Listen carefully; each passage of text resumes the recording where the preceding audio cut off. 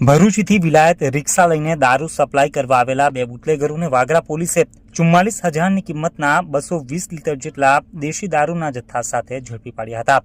જ્યારે દારૂ ભરી આપનાર અને લેનાર મળી કુલ 3 ઇસમોને પોલીસે વોન્ટેડ જાહેર કરી તેઓને પણ ઝડપી લેવાના ચક્રો ગતિમાન કર્યા છે।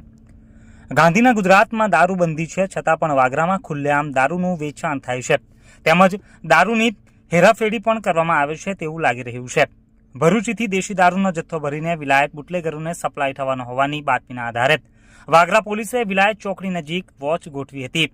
બાતમી મુજબની GJ16 AT 9903 નંબરની રિક્ષા આવતા પોલીસે ચાલકને રિક્ષા ઊભી રાખવા ઇશારો કરવા છતાંય ચાલક રિક્ષા વિલાયત ગામ તરફ હંકારી ગયો હતો, જેથી પોલીસે આગળ રસ્તા વચ્ચે આરસ મૂકી રોડ બ્લોક કરી ચાલકને ઝડપી પાડ્યો હતો। તપાસ કરતા રિક્ષામાંથી 220 લીટર જેટલો દેશી દારૂનો જથ્થો મળી આવ્યો હતો। પોલીસે રિક્ષા ચાલક દીપક રમેશ વસાવા રહે ફાટા તરાવ વૈણાગીવાદ ભરૂચ તેમજ તેની સાથેના ભાવેશ કુમાર રમેશ સોલંકીને ઝડપી પાડ્યા હતા।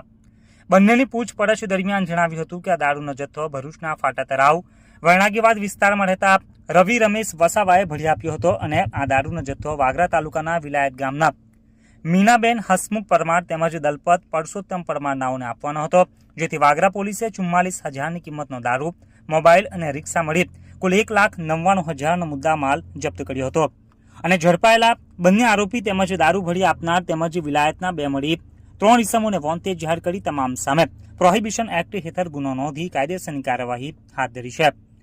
ઉલ્લેખનીય છે કે અગાઉ પણ વાગરા પોલીસે દારૂ ભરેલ ઇકો કાર ઝડપી પાડી હતી। ત્યારબાદ સ્ટેટ મોનિટરિંગ સેલે પણ દેશી દારૂ ભરેલ ઇકો કાર ઝડપી પાડી હતી। ત્યારબાદ વધુ એક દારૂની હેરાફેરી કરતી રિક્ષાને પણ પોલીસે ઝડપી પાડી હતી। ત્યારે વાગરામાં દારૂના દૂષણને ડામવા માટે ખુલ્લેઆમ થતા દારૂ વેચાણ અને દારૂની હેરાફેરી કરનારા સામે પોલીસ લાલ આંખ કરે તે જરૂરી બન્યું છે।